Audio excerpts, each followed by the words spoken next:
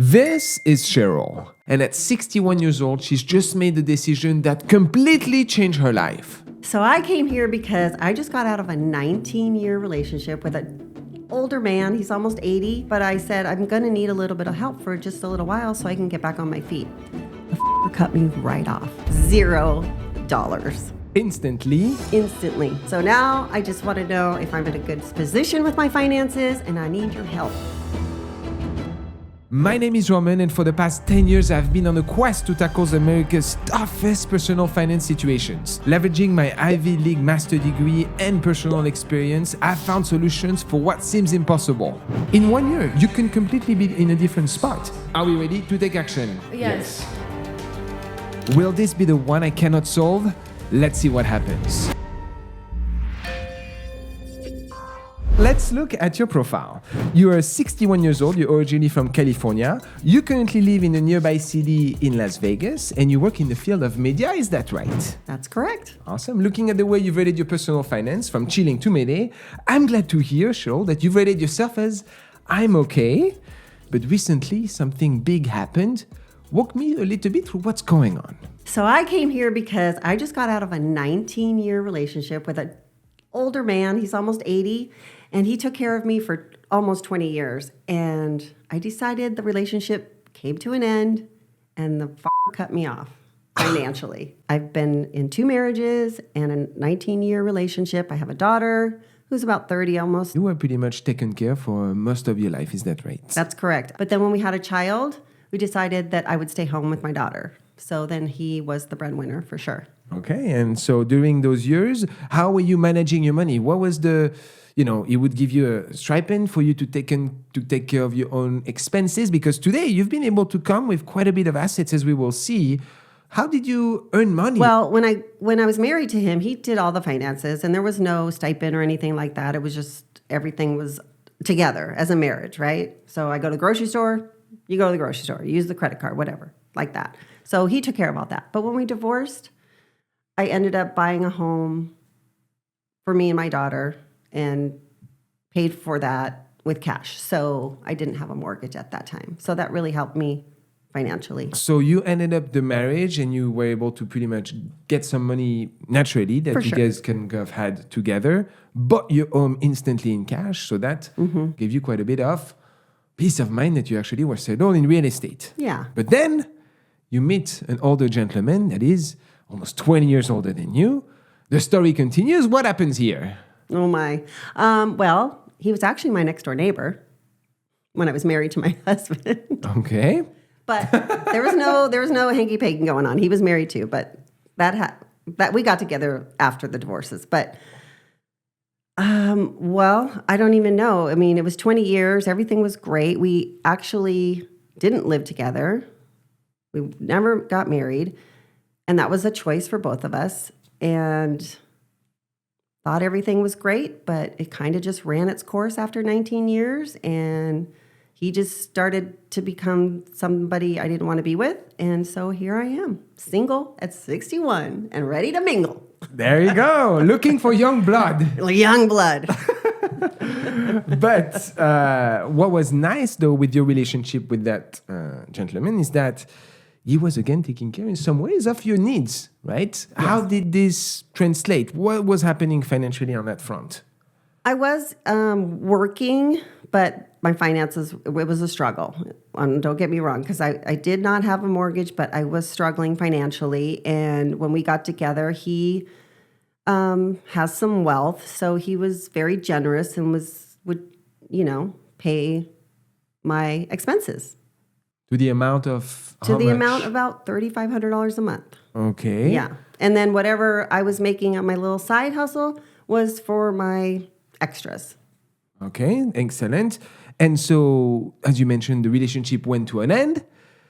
You cut it all. What happened when you brought the conversation up?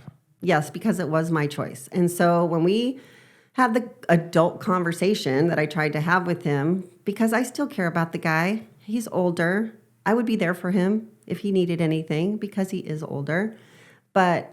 And I just told him, it doesn't just involve you and I. It involves your family, my family. There's grandkids, there's great-grandkids, there's kids, like the whole thing, right?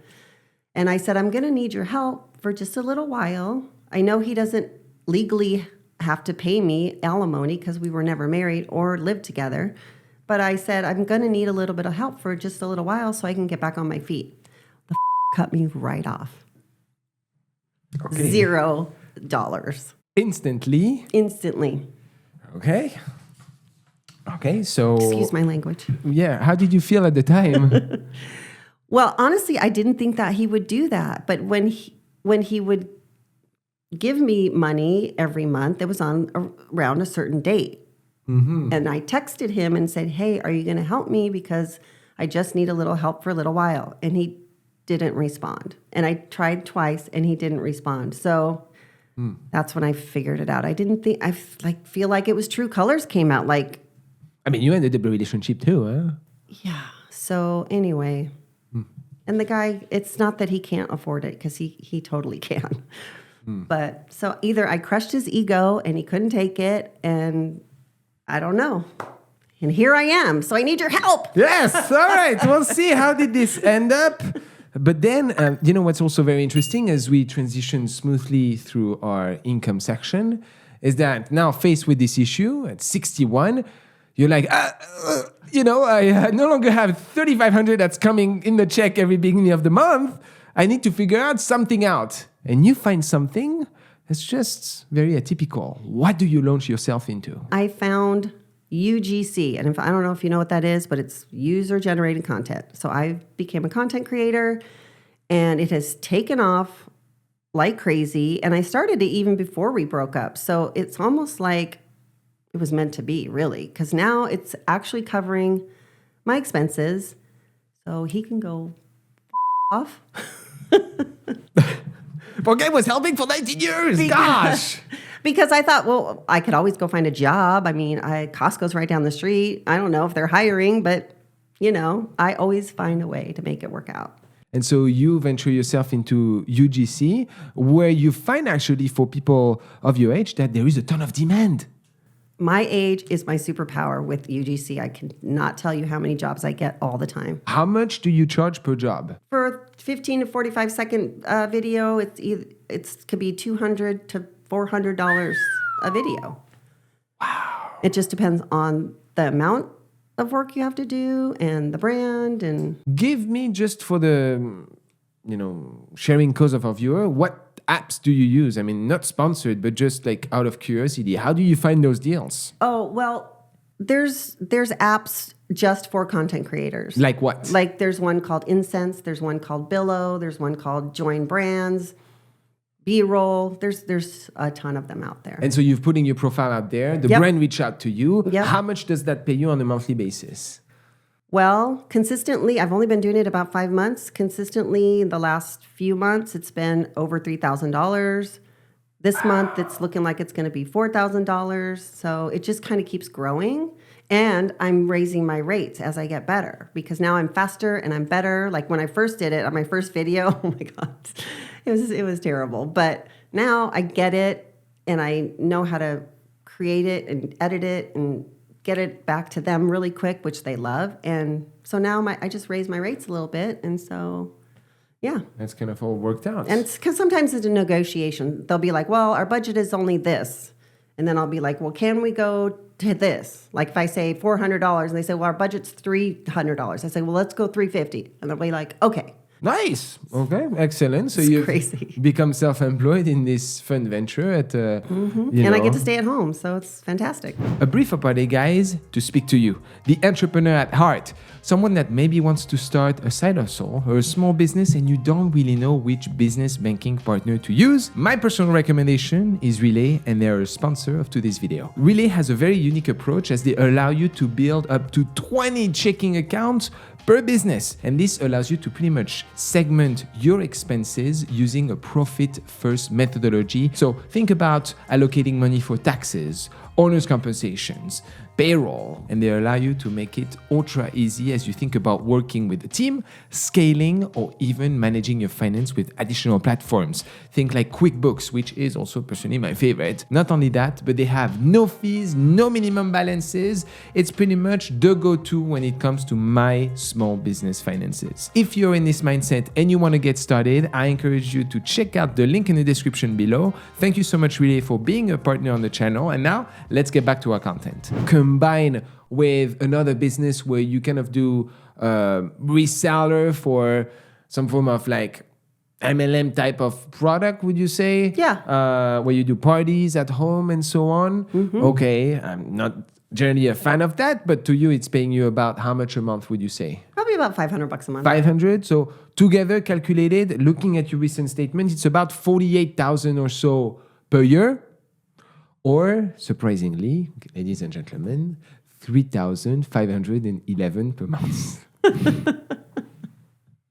Which, miracle number, somehow matches with what our previous friend Crazy how things work out. contributed. Now let's see how does that compares, and that's excluding your investments, because you do have quite a bit of investments. How does that compare against the median in the United States between 55 and 34?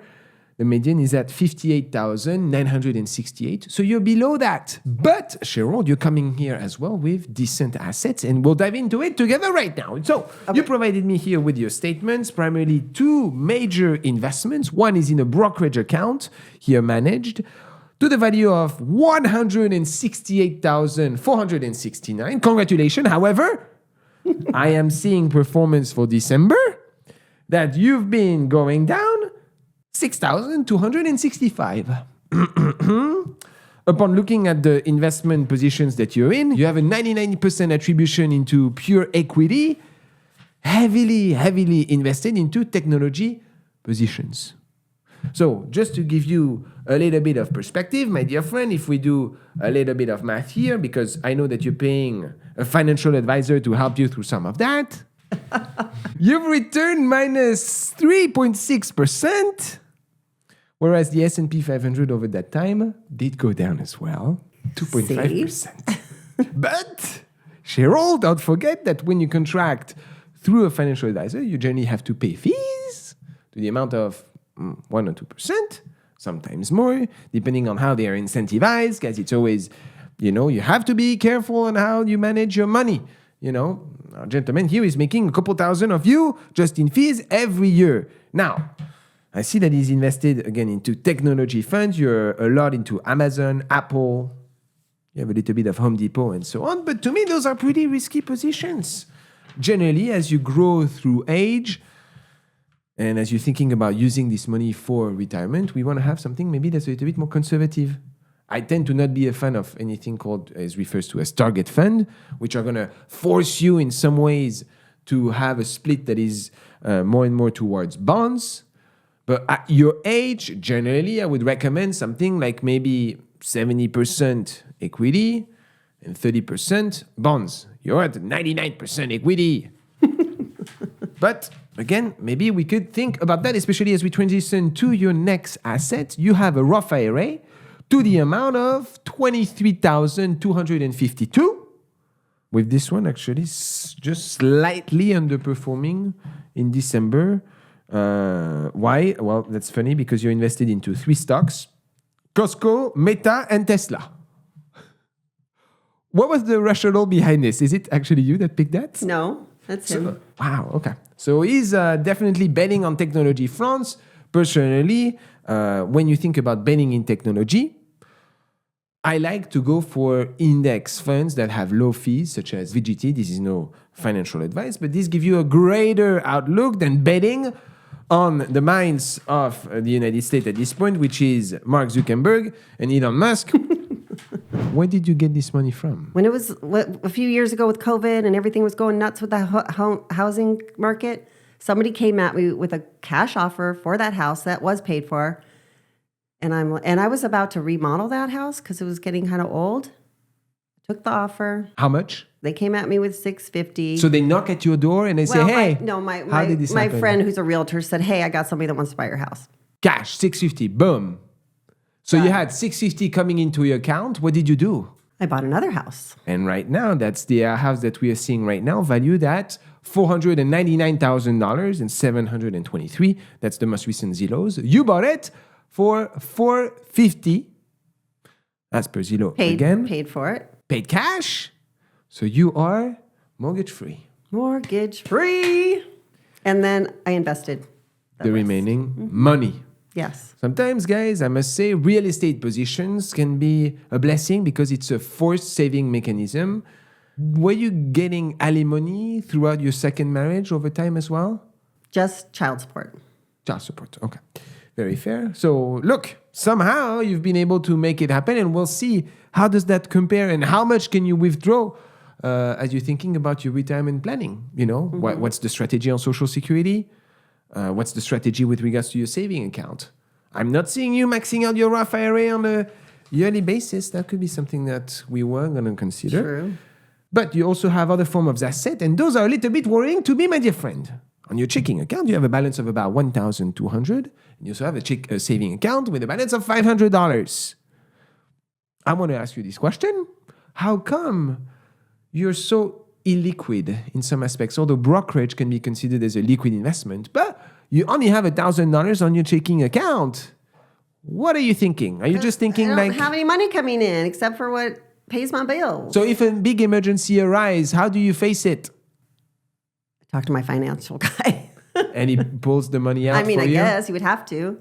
You haven't had to touch that money for a while, though. A little bit here and there, but not much, not much. Okay, because you're stacking on a little bit of debt that maybe we would want to use that money. You will know why.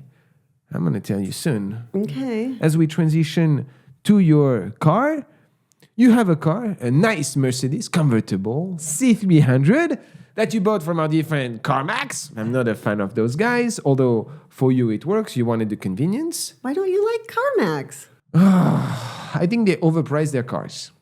It's kind of the convenience route where you're buying the convenience at a premium. Look, if you're not, I'm in the business, I want to haggle. I want to discuss the deal. I thought I got a good deal. And you did, in fact. Except I don't like the interest rate. Oh, it's not bad. Let's speak about this. The car that you're driving right now is valued at $30,045. And somehow you bought that car for $31,200 a year ago. What the hell? Why are you bashing CarMax? I know. Well, you might have done a good deal here. But together, right now, at 61 years old, that brings your total assets at $723,179. Congratulations, Cheryl. Well done. How do you feel about it? I feel good about it. I also feel like if something, the sky falls down, I could sell my house free and clear and downsize and put more money into my account. Like, I just feel that my house is my retirement if I need it to be. And so now with such a decent amount of money, as well as making money on a monthly basis, you're back on the market, single, ready to mingle, looking for a young promise. Are you willing to help a young guy financially, or what are you looking for? No. No. Bro's got to come with his own shit. He's got to be independent. He's got to have a job. No, not sugar mama over here. No. So what do you feel, though? I'm just curious about, for someone that is in your age, what are you looking for normally? I'm 61. I want companionship. I want somebody that's kind. I don't want some dude that has an ego that's out of this world. I just left that, and it's exhausting, for one. Good doesn't hurt. Excellent. All right. And naturally, now that we hope that you will be finding new love, we'll transition together into your debt segment. There is almost a blue ocean, except for one rock that I'm very surprised of. You have, as we mentioned previously, a car to the debt of $28,267. So the Mercedes is not paid yet, but you're paying about 7% interest. Your monthly payment on it is $560. Fair. But then you're showing to me here, what is it? A Southwest card with Chase with a balance of over $3,000, for which you're paying 29% interest.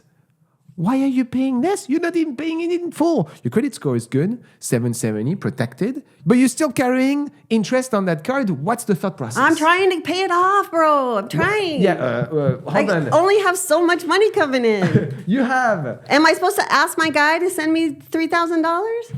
100%. Are you kidding me? You've lost money. Okay, so just for fun fact, the average performance of the S&P 500 per year is about 10%. Okay, I'm seeing the vision. So I would always recommend, if you are carrying any debt that is more than 10%, and I'm being aggressive, our friend Graham Stephan, for example, would say 7%. I say 10%. Okay. If you're carrying any debt higher than 10%, it's a no-brainer. You pay that debt first. So yes. Pay it off. 100%. Are you kidding me? And never engage into it. I'm calling him tomorrow. Don't yell at me. But now I'm asking you another form of question. Cheryl, do you have any other form of debt? No, That's it? I think so. Car? Just my expenses, credit card. That brings your total amount of debt right now, my dear friend, at 31,267. At 61 years old, that brings your current net worth at 691,912. Nice job. Let's look at your expenses though before we sprint run. Your rent payment, well, you don't have because you own your house, but you are taxed, you have water, you have electricity, you have all the stuff that you have to take care of, maintenance. Pretty much that's about 1,500 a month.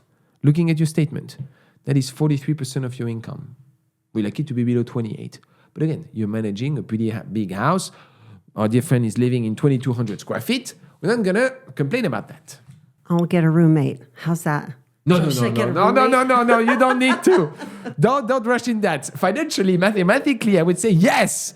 But no, No, I I'd don't want a rather you roommate. have your... I don't want a roommate. Okay, let's move on to your car expenses. 560 plus gas and insurance. You're at 22% of your income. We like it to be below 15. Okay, you're driving luxury, convertible, with the sunglasses in that Mercedes. Don't make me get rid of my car. I just got it. No, it's okay. You can afford it. Okay. The big thing though that we see here, and I'm very surprised, is your phone. So I understand that you're making UGC content and so on. You can justify it. $200 Yeah, for why your is phone. it so high? Well, you tell me. It's like that every month. I don't know why. Well, you need to change around. There is some, definitely other things. I mean, I like helium. I know. My daughter's on it too, and she's 30. I need to get her off my phone. Well, I mean, your daughter is not costing you a dime as far as I see financially. Maybe, that's a nice mom touch. Okay, we'll see if you can afford that venture. $200 though seems pretty expensive to me. That's pretty much one of the only derogatory mark that I see. You're being reasonable on your food purchases. I see a little bit of expenses here with your girlfriends, going out and so on, almost on a pretty much weekly basis. But for the most part, you're reasonable. Your car insurance is reasonable. Communication, you don't have subscriptions. You pay $82 a month for Medicare. So your life, for the most part, you're not going crazy at it. If you were to go out with a guy, would you pay on the first date? Or would you expect him to pay? Bro, I am not paying on the first date. I've become a bro. I'm part of the club. But together, though, that brings you to a fairly reasonable spot. Now, what is going to be interesting as we continue through this video, guys, is you'll be surprised. It happened once or twice. I've had people that are calling me that are just a couple years older than you with over $1 million, and they feel frightened. In debt? In They have assets, $1 in million. net worth. Oh. $1 million net worth. Yeah. And they still feel frightened. But you don't. That's really not that much in these days. Do you feel this way? I don't feel frightened, but I don't feel super secure because the job I have is not secure. I mean... That's right. So actually, let's see, just in numbers, what does that mean to you as we think together about the finances that you may need to continue lifestyle as we transition together into the money case. And we're back here, guys, with the money case. I'm going to be answering some crucial questions that many of you may be asking when it comes to retirement and how much money do I need? How much money do you need? When you think about the golden number, okay, for how much you need for retirement, you generally need to multiply your annual withdrawal by 25. So if I want to withdraw $50,000 per year, I need to have about $1.25 million invested. That is assuming against a 4% withdrawal, meaning that you're able to withdraw money without having to hurt your capital. So we're going to apply this strategy for you. Okay. You're 61 years old, and I'm going to assume that you're waiting for Social Security. Okay? You can take it at 62, which I would heavily not advise in your case. You can take it at 65, which I would again heavily not advise. You can take it at 68 and at 70. I believe that the sweet spot for you is 68. Why? Because Social Security is guaranteed until 2035. So most probably people in my generation, ciao bella. But for you, you will be okay. Assumes the fact that for every year that you delay, your money grows at around 8%, which is a pretty good investment. If I can do 8% on a yearly basis, I'm pretty happy, especially tax-free. So in your case, right now, per month, you're able to withdraw about $1,300. A little short. Now, if you combine that with Social Security, assuming that you're coming at 68 years old, you're able to withdraw $3,037.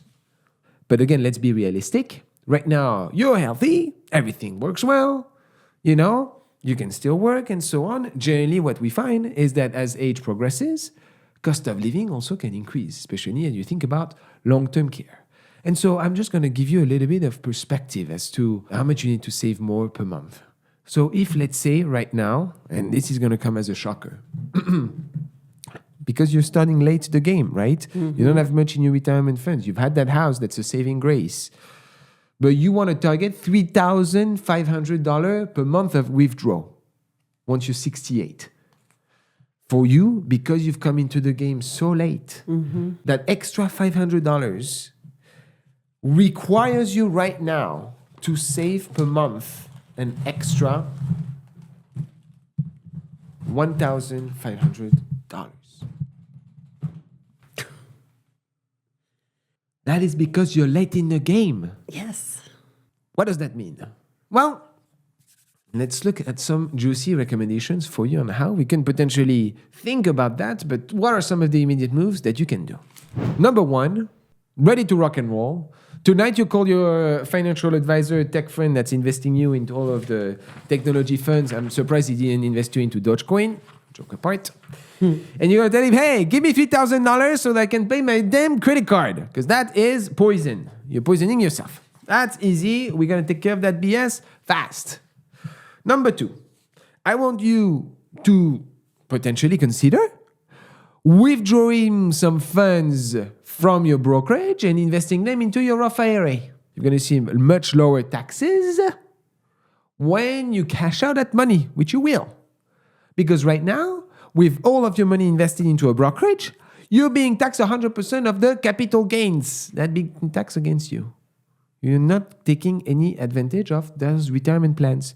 And what's crazy is that you can invest the same money into your brokerage, into your retirement, but the retirement gives you a tax incentive. Because you're over 50 years old, you can put $7,500 instantly. And I'm going to be honest with you, I'm actually freaking surprised that your finance guy didn't tell you about that. Because that's thousands of dollars, tens of thousands of dollars of taxes that you can do. And don't worry about that. You have until April 15 of this year to do it for 2024.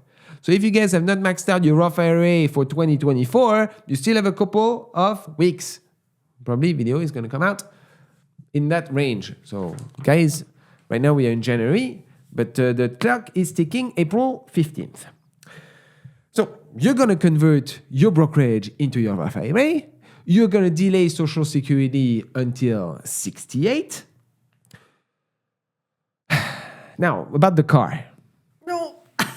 Come on. Give me something to keep. That's what I was going to tell you, is when I look at your needs, your wants, and what I refers to your gold.